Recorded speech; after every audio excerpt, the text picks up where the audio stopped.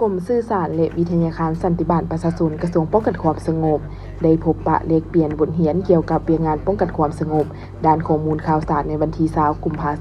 2026อยู่ที่กรมสื่อสารกระทรวงป้องกันความสงบโดยการเข้าร่วมของพันเอกวรรณครไพโรจน์รองหัวหน้ากรมสื่อสารพันเอกปริญญาเอกสุริยงค์จันทมานรองหัวหน้าอำนวยการวิทยาการสันติบาลประชาชนมีคณะรับผิดชอบและวิชาการทั้งสองฝ่ายเข้าร่วม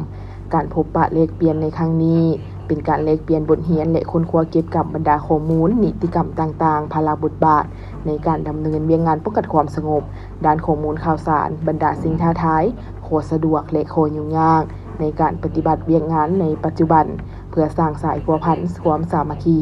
และการร่วมมือทางด้านวิชาการระหว่างกรมสื่อสารและวิทยาการสันติบาลประชาชนในการแลกเปลี่ยนความรู้ทางด้านวิชาเฉพาะจากกลุ่มกองที่เฮ็ดเวียกตัวจริงทั้งนี้ก็เพื่อร่วมกันสร้างและพัฒนาดำเนินเวียงงานป้องกันความสงบด้านข้อมูลข่าวสารให้มีความเข้มแข็งมีคุณภาพและมีผลสำเร็จตามที่คันถึงมอบหมายให้